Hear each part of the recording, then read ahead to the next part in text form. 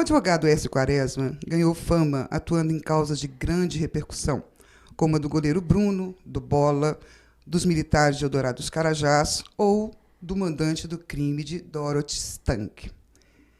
Écio, você procura causas polêmicas ou elas te acham? Eu sou advogado há 23 anos, sou apaixonado pelo que faço. O advogado não pode se oferecer, ele não faz propaganda. Então, com o fruto do nosso trabalho, nós não temos ascendência e nobreza na advocacia, nós viemos do nada, nós fomos construindo um nome.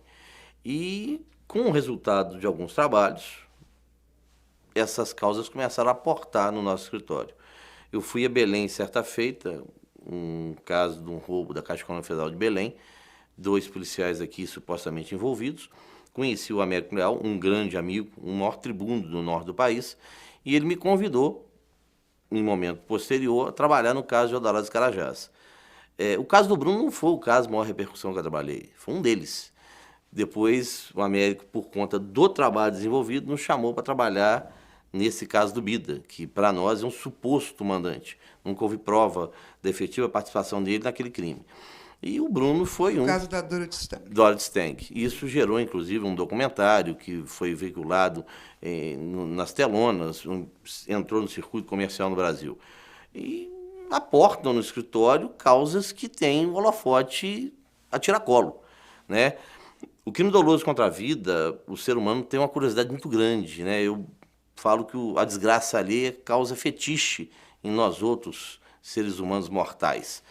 E com o impulso da mídia, esses casos tomam uma dimensão muito maior do que deveriam, contamina-se às vezes a imparcialidade do jurado, forma-se num primeiro instante uma presunção de culpa ou de inocência e que compromete aquilo que deveria ser o devido processo legal. Por conta, não da minha conta, mas da minha ação, mas dessa repercussão, essas causas vão ao escritório. E nós não corremos de nenhuma. Eu não deixo de advogar para este ou aquele crime. O cidadão acusado de determinado comportamento criminoso vai ao meu escritório. Eu nunca cheguei e falo, não vou advogar nessa causa. Eu faço a seleção financeira. Se eu não quiser defender para aquele indivíduo, eu cobro 1 milhão. Se ele pagar, eu vou defendê-lo. Porque se eu não fizer, outro colega o fará. Então eu faço essa seleção. Quando eu não quero uma causa, eu elevo o patamar dos honorários a estratosféricos, e isso aí faz uma seleção. E justamente por estar sob esses holofotes, né, esses casos, né, vamos dizer, isso não torna o seu trabalho muito mais difícil, não? A advocacia é espinhosa. Eu tenho feito muitas palestras e tenho considerado isso, tenho colocado isso para aqueles que têm... Eu tenho o privilégio de compartilhar um pouquinho do que eu sei.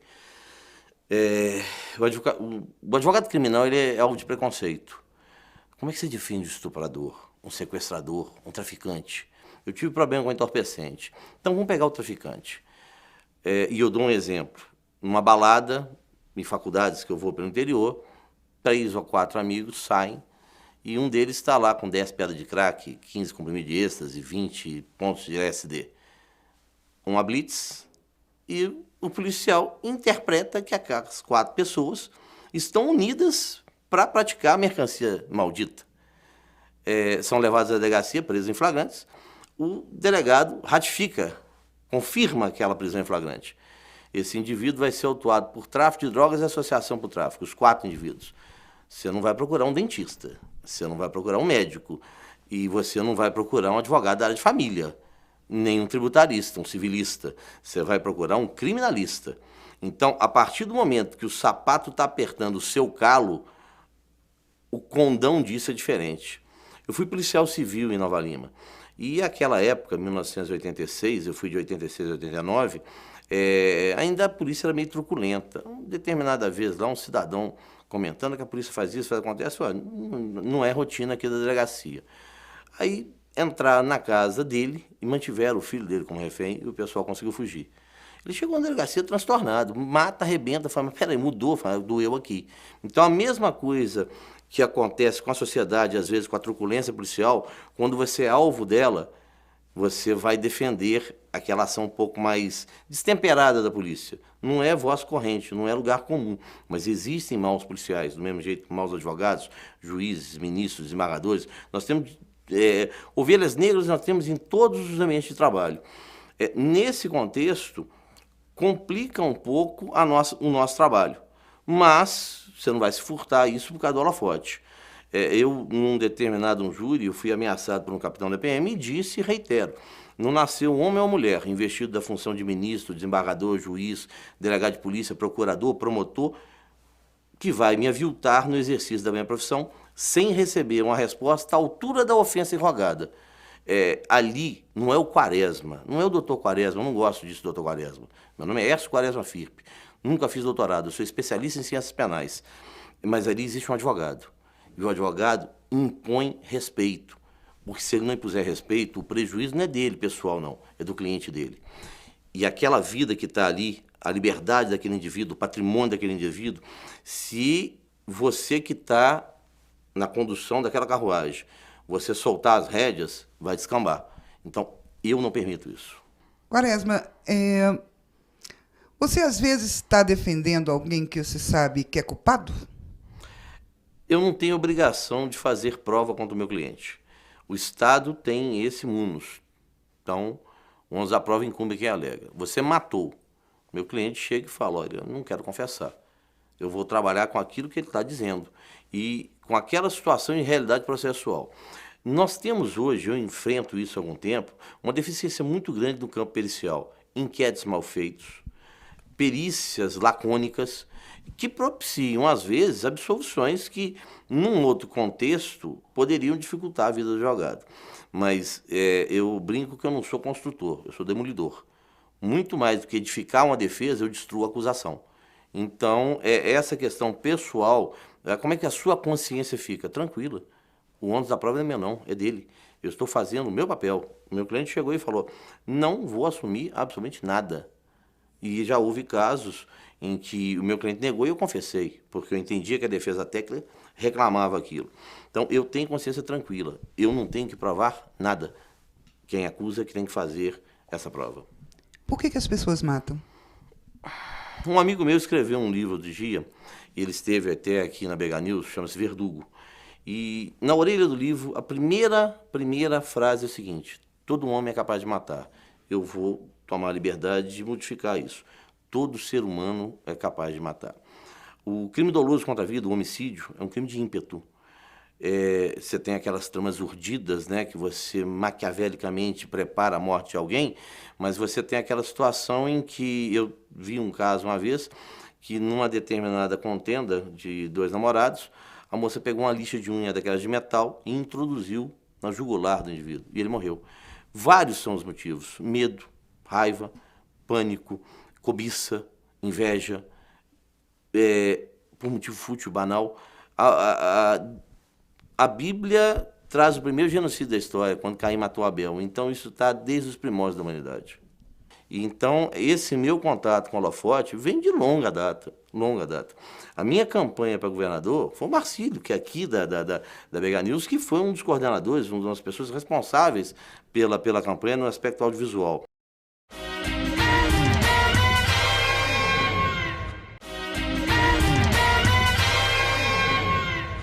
No Em-Off de hoje, nós estamos conversando com o advogado Hércio Quaresma.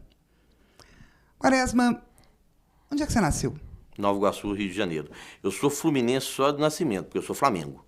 O meu coração é preto e vermelho, até porque, infelizmente, tabagista, né, então ainda tem um resíduo de vermelho junto com preto. E como é que você veio parar aqui em Belo Horizonte? Pai, mãe, 2 irmãos, eu e mais um irmão. Minha mãe, aos 15 anos de idade, quando eu contava com 15 anos, ela com 40, ela foi acometida de lúpus.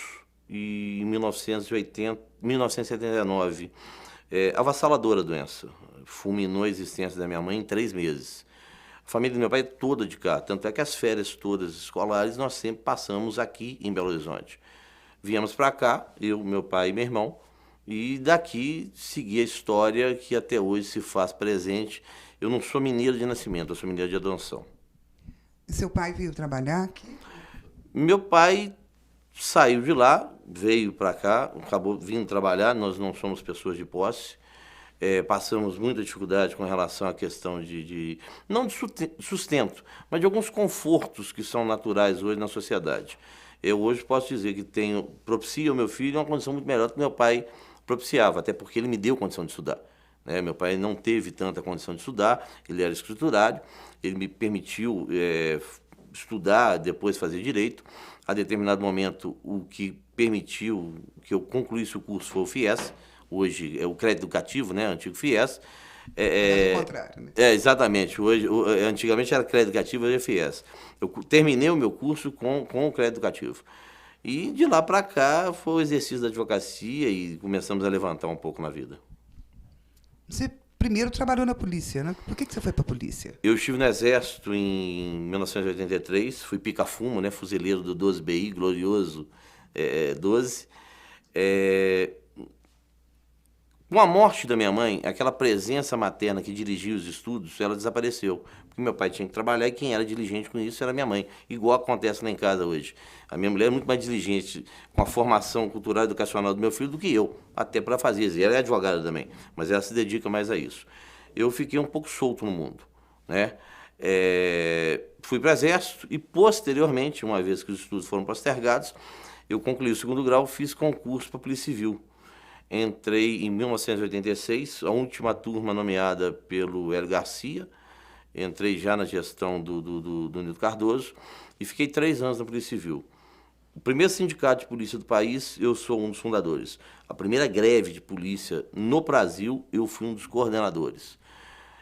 Por conta de situações inerentes à militância sindical, eu fui alvo de muita perseguição. Havia, naquela época, hoje não há isso, mas uma seleção nominal, quando do concurso de delegado, eu fiz 3, tomei pau nos 3. Um delegado geral de polícia me chamou do gabinete dele, pode esquecer, enquanto essa cúpula estiver aí, você não volta. Aí a advocacia, eu não sei se deixei de ser policial para ser advogado. E me realizo muito como advogado, mas gosto muito da polícia. Eu acho que uma polícia séria se faz necessária. Uma polícia independente, coerente, e nós buscamos isso quando o sindicato. Hoje, infelizmente, o sindicato da polícia que eu vejo muito é queimar caixão na Praça 7. Não se faz política sindical dessa forma. Por que eu sei assim? Sindicato, greve... Você tá sempre no foco dos acontecimentos, né, Quaresma? Hoje, uma amiga delegada da Polícia Federal, eu fiz parte do DEA da escola também. E eu sempre fui falante. Um inspetor de polícia, o Marcílio, que foi meu professor na academia, ele falou que eu seria um ótimo cidadão para trabalhar no homicídio, que eu sei perguntar. No julgamento do Bola, teve um determinado delegado que ficou 10 horas com perguntas levadas a efeito por mim. Então, eu sei inquirir, eu aprendi isso. E essa forma de comunicação, ela nos leva a um determinado destaque dentro de um contexto, seja acadêmico, seja profissional. Essa amiga chegou e falou, vai ter uma reunião, por que você não vai lá? E eu participei da reunião, a determinado momento eu fiz a manifestação, voltei depois a pedido de um colega, tomei uma vaia muito grande, tinham 3.000 pessoas na Assembleia, eu baixei o microfone e fiquei quieto. Isso era a época da Constituição de 88, o povo quietou, eu pensei que estava conversando com pessoas civilizadas, eu pensei que aqui a gente devia discutir ideias. E comecei, naquele momento que eu tive frieza e equilíbrio para suportar a vaia, a destilar determinadas ideias que eu achava necessário. Acabei sendo aplaudido, montou-se um movimento, o MUP, o Movimento Unificado da Polícia, e eu fui um dos selecionados lá. Eram 21 membros, 20 se ofereceram, só teve um indicado. Me arrancaram lá de dentro, me colocaram no negócio. Daí para frente. E o Geraldo Lopes, depois, que era o presidente, me colocou para falar com a imprensa. E então, esse meu contato com o holofote vem de longa data, longa data. A minha campanha para governador foi o Marcílio, que é aqui da BH News, que foi um dos coordenadores, uma das pessoas responsáveis pela campanha no aspecto audiovisual. Então, esse encontro com você que está do outro lado, eu tenho sido esculpido há muito tempo. Então, e por que você quis ser governador? Havia, naquela época, uma questão política.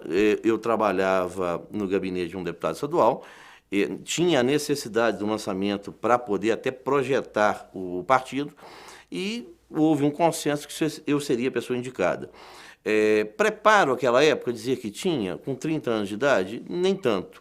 Mas havia uma convergência política, porque eu tinha aspirações, e as tenho até hoje, no cenário político. Eu acho que o quadro que aí está reclama mudanças. E você só vai poder promovê-las se você estiver lá dentro. E você só vai ter oportunidade se você começar a disputar os pleitos. O Lula disputou, se não me engano, 4 eleições até lograr a presidência da República.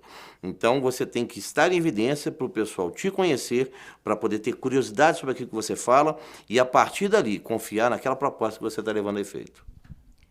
Depois disso, você foi candidato a vereador. 2 eleições para vereador, 96, 574 votos. E desta última vez, em 2012, eu estava saindo numa fase negra, que foi de uma suspensão da ordem, de um problema de dependência química que eu tive, não escondo isso de ninguém, e até próprio ânimo de campanha e estrutura. Política não se faz sem estrutura. É uma questão, a matéria do financiamento público de campanha, ele, no meu caso, socorreria muito bem, porque eu não tenho como competir com o filho do empresário, com o empresário, com o apadrinhado de fulano, de Beltrano, porque para você fazer política, para você desenvolver um trabalho de deslocar daqui para ali, de manter uma permanência, uma base, um contato, isso demanda recurso. Então, isso me limitou com relação à pretensão política, mas ela não se desvaneceu, não. Ainda há esse reclame que cala de forma muito contundente na minha pessoa. Num determinado júri, o do Bola, o promotor de justiça que oficiou ali, ele fez uma consideração. Eu nunca vi drogado ser herói. E eu respondo olhando para você que está aí. Eu não sou herói, eu sou exemplo.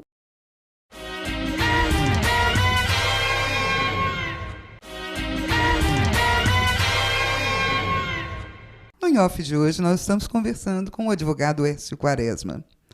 Quaresma, você tem medo de alguma coisa? Não. Certa feita, um juiz me perguntou, por conta da forma contundente que trabalho, você não tem medo? Eu falei, não. Porque o dia que eu me acovardar, eu não vou poder chegar na frente do meu filho e falar, isso é certo ou é errado. O dia que eu me esconder, principalmente na vida profissional, tá? A situação toma um colorido de eu não poder exercer aquela profissão. Num júri que eu já disponibilizei, inclusive, na internet, eu falei, medo? Tenho. Eu usei até a expressão, me brear se alguém bateu a perna para mim na rua. Não tem porte físico, né? Eu brincava muito que eu sou bom no dedo, no verbo, na pena e no dedo, né? Eu atirava bem. Hoje, de vez em quando, até que não uso arma mais, mas atirava razoavelmente bem. Se tiver condição de me defender, eu vou me defender. Agora, se minha família estiver em risco, eu viro um leão e mato. É aquela pergunta que você me fez. Por que mata? Para se defender uma família, um terceiro, você mata. No campo profissional, de fato, não tem medo nenhum. Nenhum. Porque o dia que eu me acovardar, eu pego a minha carteira de advogado e quebro e vou embora. Eu vou ser faxineiro, eu vou ser verdureiro, eu vou ser padeiro, eu vou ser qualquer coisa, menos advogado. O Sobral Pinto falou com muita propriedade. A advocacia não é profissão de covarde. Eu não sou covarde. Você é casado? Casado, Quantos filhos? tenho um filho.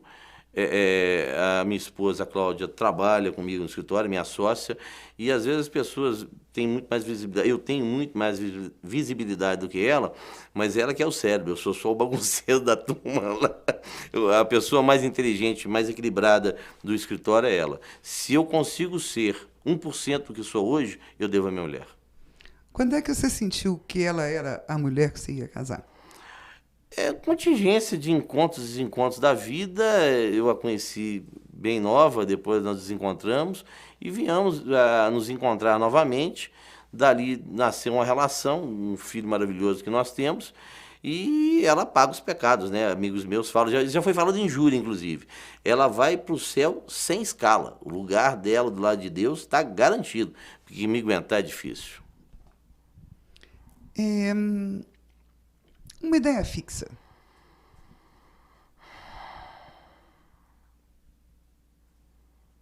A política.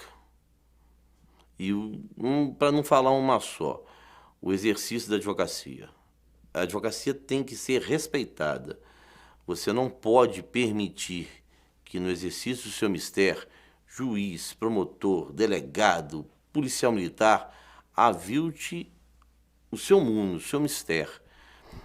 Ali você não está tratando só de você, você está tratando de um cidadão, seja na área de família, seja na área civil, naquela que é a mais cara de todas as áreas, que é a criminal, que você trata de liberdade, porque a liberdade perde em grau de relevo apenas para a dádiva divina da existência. Depois da vida é a liberdade. a saúde no campo da medicina, mas liberdade é notadamente o segundo bem mais precioso que nós temos. E o advogado, quando exerce essa defesa, ele tem que ter afinco na sua profissão, ele tem que ter amor pelo que faz. O vil metal, o dinheiro, vem, o promotor recebe salário, o juiz são assalariados. Nós recebemos do fruto do nosso trabalho. E não só na defesa desse dinheiro, do sustento da sua prole, do sustento seu, mas por conta da impossibilidade daquele ser humano de falar e ser você a sua voz. Você não pode se calar. Então isso é uma ideia fixa. A política, porque eu acho que nós temos que mudar. O quadro que aí se apresenta é degradante. Nós temos 584 picaretas no Congresso Nacional. O Lula falava em 300, eu posso 584. Você pode salvar ali uma meia dúzia, uns 3 ou 4. Agora, o que você vê dioturnamente na política brasileira é um assinte. Humilha o povo brasileiro. Então a política é uma questão que está muito arraigada na minha pessoa. O dia mais feliz da sua vida? O nascimento do meu filho, incontestavelmente. Era um ser muito desejado, muito querido. Gostaria de ser um pai melhor para ele, tenho defeitos como pai, como ser humano, todos nós temos defeito, mas é o bem mais precioso que eu tenho e o dia 23 de outubro de 2002 foi o dia mais feliz da minha vida. O dia mais triste? Bem, a morte da minha mãe, e vai agora completar 34 anos, se eu não estiver enganado, 35, é 14 de novembro de 79. E quem recebeu a notícia fui eu. Ela estava internada, nós morávamos numa casa grande com quintal na frente, o portão com vazado para fora. Ao que eu cheguei era um carro de funerária, o cidadão perguntou, aí que mora a dona Erlinda? Eu falei, ela morreu? Eu falei, foi. Eu já vim chorando, papai e mamãe morreu e foi um dia que até hoje eu não consigo esquecer. Rompeu-se ali um liame, um lastro de família que existia como sendo a timoneira de tudo isso a minha mãe, porque ela que aglutinava, né? Pereceu com 40 anos de idade, de uma doença que hoje voltou, tem uma novela tratando desse assunto, que é o lúpus, que hoje conseguiu-se diminuir o efeito dessa doença, mas ainda demanda muita pesquisa para curá-lo. Quaresma, você venceu o crack? Sim. Num determinado júri, o do Bola, o promotor de justiça que oficiou ali, ele fez uma consideração. Eu nunca vi drogado ser herói. E eu respondo olhando para você que está aí. Eu não sou herói, eu sou exemplo. Eu sou um cidadão que tive uma dependência química de 7 anos do crack, e há agora o prefeito de Toronto, que foi pilhado fumando crack. Nós tivemos um major da Polícia Militar de Minas Gerais também fumando crack. Um detetive da Polícia Civil que morreu, que segundo a lenda rezada estaria extorquindo traficantes para obter a droga, crack. O crack é uma doença que ela é curável, e aí, o meu dileto promotor, eu não sou herói, eu sou exemplo para o senhor e para todos aqueles que estão nos assistindo. É uma doença que pode ser vencida. Ela não é doença de caráter, é doença de íntimo, de pessoa, é física, é biológica. A dependência química foi superada por mim. Então, entendo e tenho feito muitas palestras com relação a isso, dando conta de que, e a Cláudia viveu muito isso comigo, da falta de esperança que se cria com relação ao crack.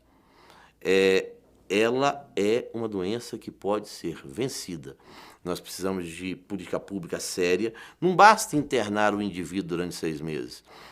O Instituto Reencontrar, que a minha mulher é presidente, está num processo com a Fundação Dôimo, e nós estamos pretendendo desenvolver uma política de tratamento, porque o que ocorre hoje? Você segrega o indivíduo durante 6 meses, e quando ele volta, eu faço uma metáfora, eu gosto muito de fazer uns trocadilhozinhos, o cara fica lá numa fazenda plantando minhoca e criando alface.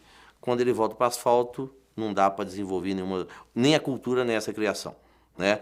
Então, o que se faz necessário que eu não vejo no governo federal, no governo estadual, no governo municipal? É uma política pública de trabalho, de você capacitar esse indivíduo, ou de aprimorar a capacitação que ele tem. E, vamos lembrar, um major, um detetive, um prefeito de Toronto, não estão falando em submundo, não, em terceiro mundo, não, estão falando de primeiro mundo, estão falando de Canadá, Toronto, né? Então, isso pode ser vencido, basta que você tenha vontade. Olhe no espelho e diga o seguinte, eu sou maior do que o crack. Foi um prazer conversar com você. O privilégio foi todo meu, agradeço a oportunidade, espero que tenha sido agradável para vocês que estão nos assistindo. Muito obrigado.